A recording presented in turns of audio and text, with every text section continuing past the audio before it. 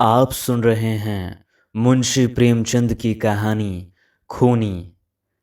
माया अपने तिमंजिले मकान की छत पर खड़ी सड़क की ओर उत्सुक और चिंतित नेत्रों से देख रही थी और सोच रही थी वो अब तक आए क्यों नहीं। कहाँ देर लगाई। इसी गाड़ी से तो आने को लिखा था। गाड़ी तो कब की आ गई। स्टेशन से मुसाफिर चले आ रहे हैं। इस वक्त और कोई तो गाड़ी भी नहीं आती। फिर क्या आज न आवेंगे? नहीं, झूठे वादे करने की तो उनकी आदत नहीं है।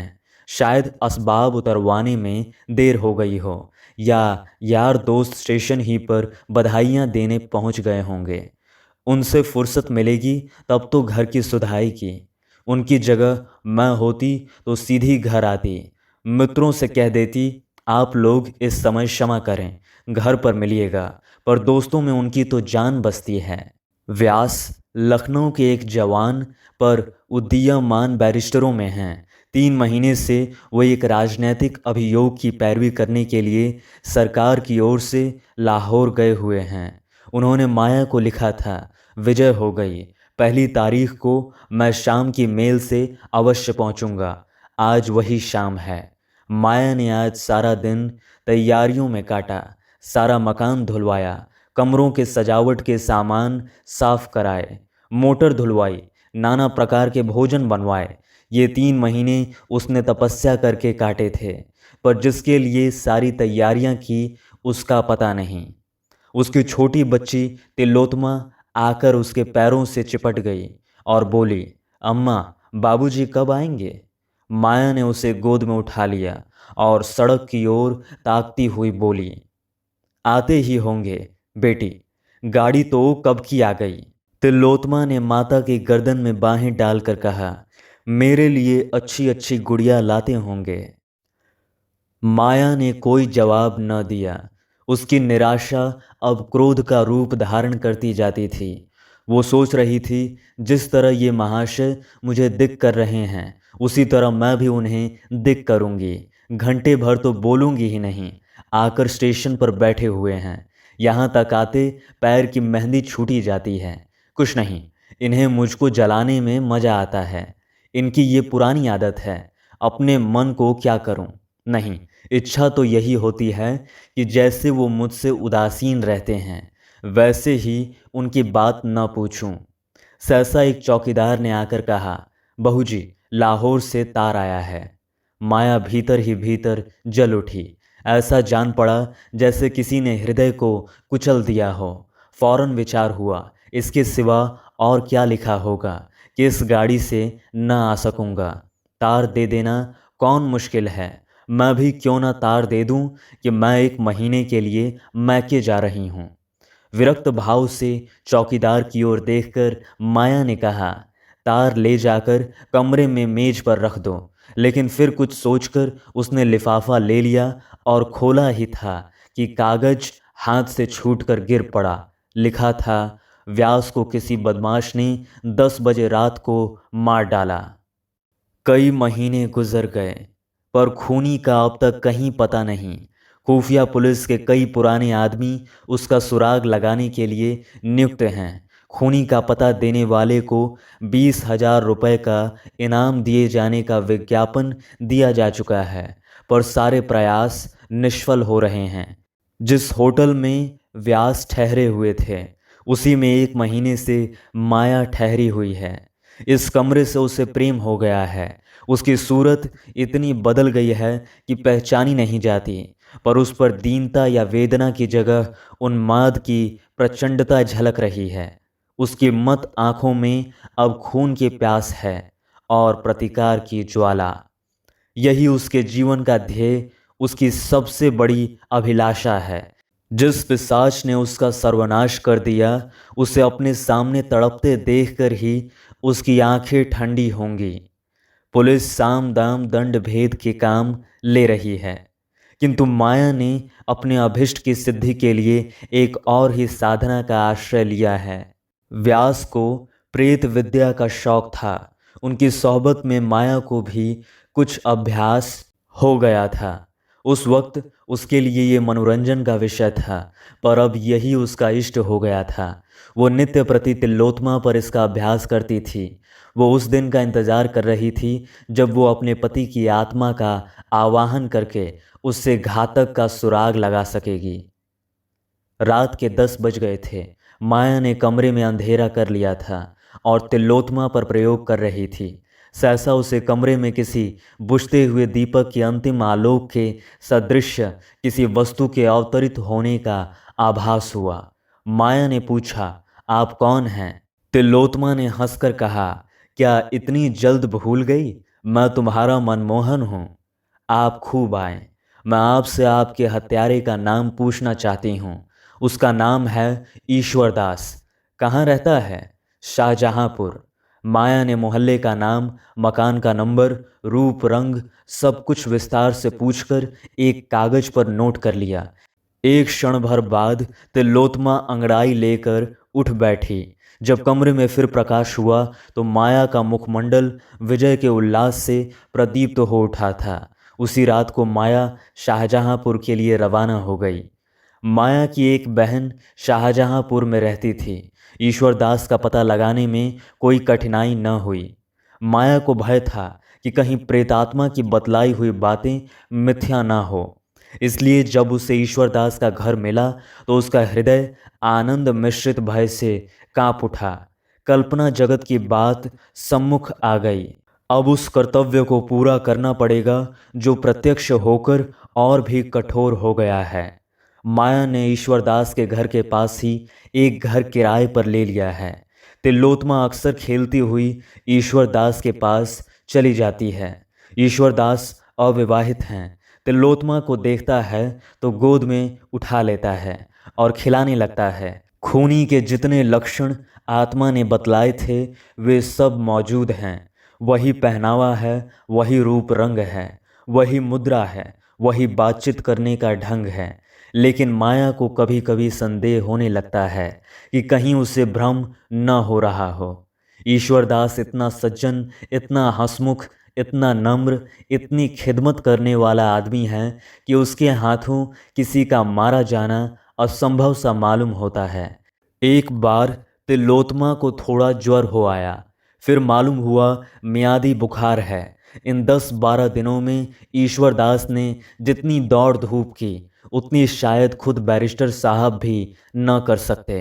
तिलोत्मा रात को बहुत बेचैन हो जाती थी, हाथ पांव पटकती, बकझक करती। तब माया घबरा जाती कि कहीं बच्ची को सरसाम न हो रहा हो। उस समय वहां ईश्वरदास के सिवा और कौन था जो आड़े पर काम आता। कभी कभी तो माया बदहवास होकर खुद दौड़ी हुई जाती और उसे बुला लाती। उसकी आवाज़ सुनते ही ईश्वरदास भागा चला आता और या तो उसी वक्त वैद्य के पास जाता या तिलोत्मा को गोद में उठाकर टहलाने ले जाता। माया को अब ईश्वरदास से कोई पर्दा न था, कोई झिझक न थी। ऐसे दया के पुतले भी क्या किसी का खून कर सकते हैं? माया का संदेह दिन दिन बढ़ता था। जब तक उसे निश्चित रूप से न साबित हो जाएगा कि यही खूनी है, वो केवल संदेह पर उसे प्राण दंड न देगी, दे ही नहीं सकती। एक दिन तिलोत्मा की तबीयत कुछ अच्छी थी। वो जरा सा दूध पीकर सो गई। ईश्वरदास उसके पास ही एक मोड़े पर बैठा हुआ उसे पंखा झल रहा था और माया खड़ी उसके मुंह की ओर देख रही थी। उसका जी झुंझला रहा था कि ईश्वरदास से क्यों उसकी जान पहचान हुई। आज अगर ये साबित भी हो जाए कि ये खूनी हैं तो भी क्या वो उसके उपकारों को भूल जाएगी? उस पर उसके हाथ उठ सकेंगे? उसने सशंक नेत्रों से ईश्वरदास की ओर देखा। वो मोढ़े पर लेटा लेटा झपकियां ले रहा था। धीरे धीरे उसके हाथ से पंखा छूटकर गिर पड़ा। उसका सिर एक ओर झुक गया और उसकी नाक से खर्राटे की आवाज आने लगी।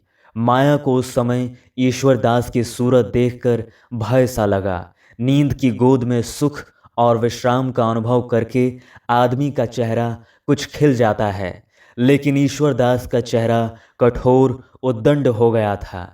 सहसा वो बर्रा उठा, हाय हाय, मारो मत, मैं सब कुछ बतला दूंगा, सब कुछ।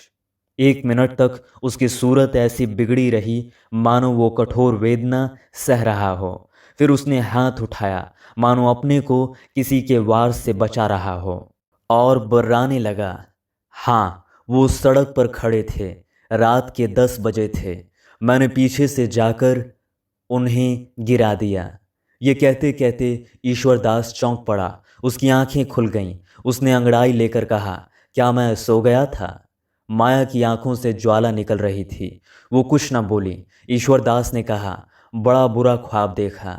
माया ने मानो कब्र के अंदर से कहा, आप बहुत थक गए हैं, जाकर लेट रहिए। ईश्वरदास, हाँ, आज सारे दिन दौड़ना पड़ा, थक गया हूँ। कोई ज़रूरत हो तो पुकार लीजिएगा। ईश्वरदास जाने लगा तो माया ने कहा, आज यहीं लेटे रहिए, मुझे भी कुछ सर्दी लग रही है, शायद ज्वर आ जाए। ईश्वरदास, अच्छी बात है, यहीं लेट रहूँगा। कई रातें जागने से आप भी थक गई हैं। आप निश्चिंत होकर सो जाएं। मुझे कोई ज़रूरत होगी तो पुकार लूँगा। आधी रात बीत चुकी थी। ईश्वरदास गहरी नींद में था और माया पिस्तौल लिए विचार में मग्न खड़ी थी। उसने समीप आकर ईश्वरदास को ध्यान से देखा। वो गाफिल पड़ा हुआ था। उसने अंदर जाकर पिस्तौल उठा लिया और फिर बाहर कमरे में आई। वो ऐसा निशाना लगाना चाहती थी कि वार खाली ही न जाए, पर उसकी सारी देह कांप रही थी। कमरे की हर चीज़ घूमती हुई मालूम होती थी, मानो सारा आसमान चक्कर खा रहा है। उसने एक कदम और आगे बढ़ाया। वहाँ उसके सिवा और कोई न था। ये जानकर भी वो सशंक नेत्रों से इधर उधर देख रही थी, मानो दीवारों की भी आंखें हैं। सहसा उसे ऐसा जान पड़ा कि उसके पति देव सामने खड़े उसकी ओर तिरस्कार की आंखों से देख रहे हैं, जैसे कह रहे हों, अब क्या खड़ी कांप रही हो, इससे अच्छा और कौन मौका आएगा। माया ने ओठ को दांतों के नीचे दबा लिया और ईश्वरदास के सामने आकर खड़ी हो गई। मगर ईश्वरदास की आंखें खुल गई थीं। माया की आहट पाकर वो चौंका और सिर उठाकर देखा तो खून सर्द हो गया। माया पिस्तौल की नली उसकी तरफ किए उसे हिंसा भाव से देख रही है। वो चारपाई से उठकर खड़ा हो गया और घबराकर बोला, क्या है बहन, ये पिस्तौल क्यों?